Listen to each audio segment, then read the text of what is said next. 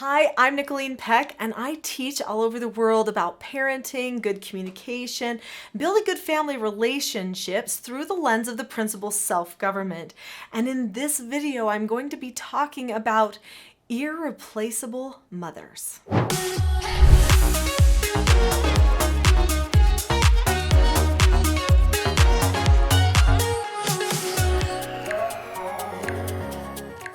In this video, we're going to be talking about what mothers do for society and how they can't be replaced even if they're not perfect. I'm a mother of 4. I also, for many years, did treatment foster care for troubled teens, all between the ages of 12 and 18. So I've mothered a lot of people over the years. And I have to say that the influence that a mother has on a child is irreplaceable. There was something that I noticed when I did treatment foster care. Many of the youth that came to my home, they were traumatized, oftentimes by their parents. There might have been some abuse that they had experienced, and you would think, for some of the abuse situations, would hate their mothers or hate their fathers.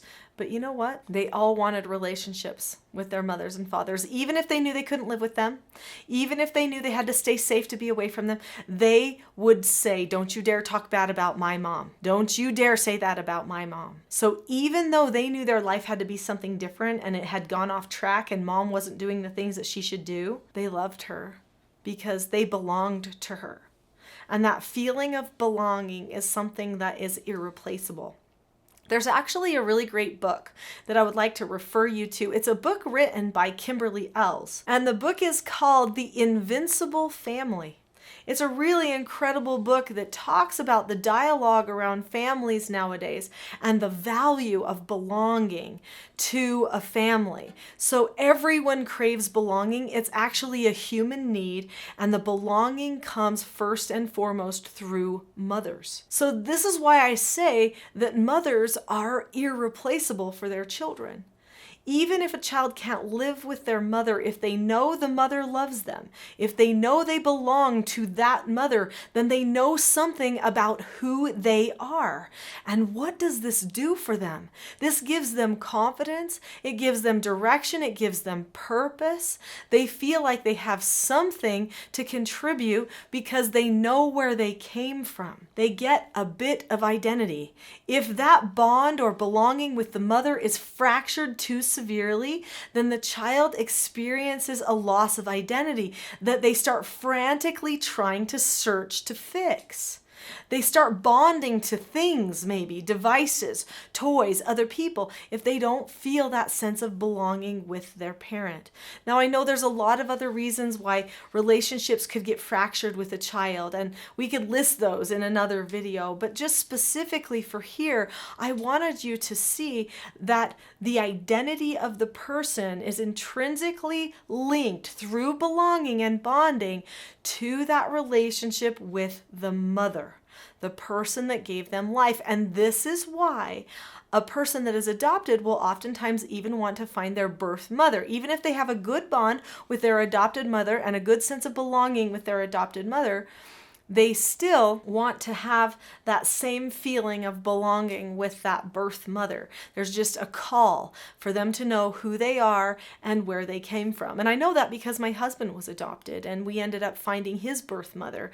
And it was a really beautiful experience where he finally felt complete after all his years of life. He was 50 years old when he found his mother, his birth mother. Of course, he had a beautiful relationship with his mother who raised him, his adopted mother, and he felt incredible belonging there, and he wasn't really lacking except for this one piece of truly knowing his story of where he came from, and everyone wants that. So that leads to the belonging, and the fact that he was taken in by his birth mother and given more love and more belonging just made all the difference.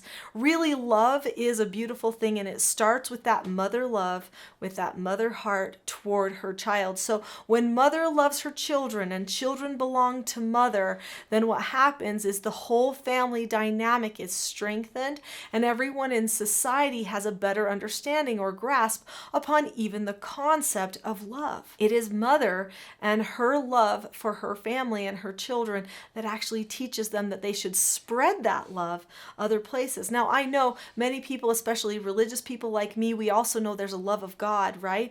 And that we feel that love from God all the time and we want to spread that. But what is our most tangible relationship to that love of God? It's the love from our parents, specifically when we're little, the love from our mothers. And if we feel belonging there, then, and we feel that love deeply there, then we know that feeling of what we can give to other people as we start our families and make our way in the world trying to do good.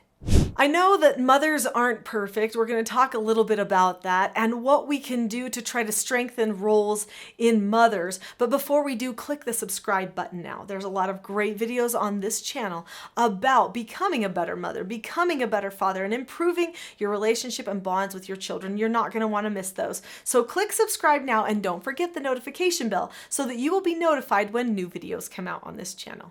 So moms aren't perfect, you know. I'm not perfect. No mom I know has ever been perfect. Okay? We all make mistakes. There's things that we do. We doubt things in our children. We doubt things in ourselves. We maybe get short-tempered sometimes. Hopefully not too much of that. I have a gift for you at the end if you fall into that category that will help you hopefully find more calmness. And it's a free thing that you can use that will help you. Because I am known for the teachings on calmness that I have. But you know, my mom, she wasn't always calm. And I know that she'll probably say, oh, Nicholeen, she does need to tell people this because it's important. My mom struggled emotionally with things. She had some hormonal things and some emotional problems, some depression and stuff. She didn't always have everything together. She wasn't the perfect mother if you stood them all up, you know. She didn't have the perfect body, the perfect everything. But you know what? She was perfect for me. She was exactly what I needed.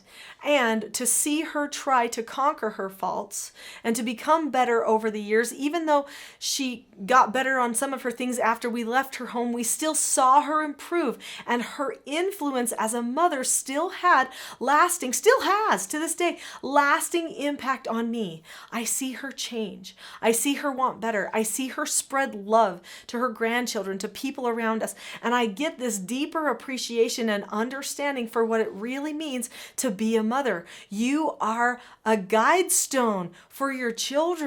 They see which direction to go, how to improve, that it's safe to find a fault in yourself and improve just because you do it for yourself too. So as the primary teacher for your children, as the main stakeholder in a child's life, as the one who loves them the most from the beginning because they literally were part of you, know that you don't have to be perfect, but that as you improve, you will be teaching your children that improvement is possible. They watch your example. They take mental note, even if sometimes they use you for an excuse why they make a bad choice. They take note. And when maturity hits and happens, they look to you as that person that hopefully they want to become, that they want to aspire to have some of those characteristics that you have developed within yourself. Mothers truly are irreplaceable in the hearts of their children, in the hearts of their spouses too. Who we are in the family knits us all together, gives us all a sense of purpose and belonging. And it is mothers and that loving heart of mothers that really is the root of all of that feeling of belonging. She hooks everyone together. I want to help you become a better mother, or maybe a better father even, if you're listening to this and you're a father, even just a better person. Calmness is one of the main characteristics of a self-governed person and a principled person. And when a person has calmness, they have greater impact for good among all of the people in their sphere of influence. I have a Calm Parenting Toolkit that I want to give you for free. Remember, I said I have a gift for you. Well, that is my gift.